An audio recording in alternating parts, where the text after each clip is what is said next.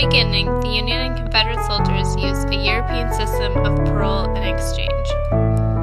The terms called for prisoners to give their word and not to take up arms against their captors until they were formally exchanged for an enemy captive of equal rank. Parole was supposed to take place within 10 days of capture.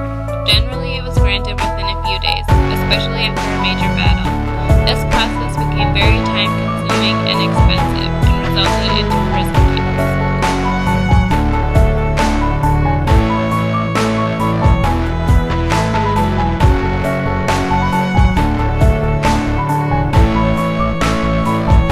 Because of the overwhelming number of POWs, makeshift facilities were required to house everyone. The North supplied tents and cities surrounded by high fences. However, the South lacked structures, and the Union prisoners were forced to live with hardly any shelter. Food was hard enough to collect for one-side soldiers, and finding food for the prisoners was even harder. Their diets consisted of pickled meat, salt pork, cornmeal, rice, or bean soup. Prison camps had no source of sewers because they didn't have doors. When it would rain, they would carry all the waste into the room.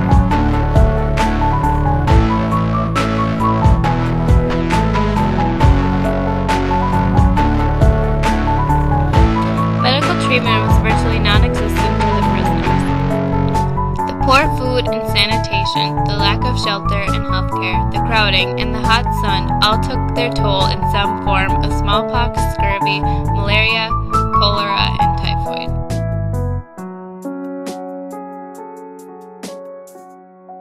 This is a list of some important Confederate prison camps.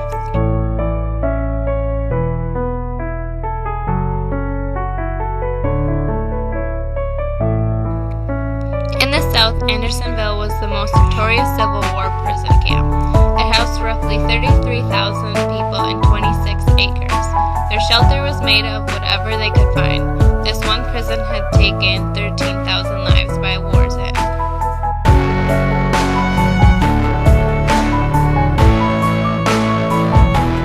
Here's a list of some famous Union prison camps.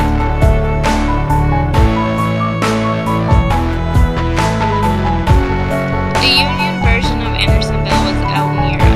There wasn't enough room for all the prisoners to be in the barracks, so some were forced to live just in tents, even in the winter months.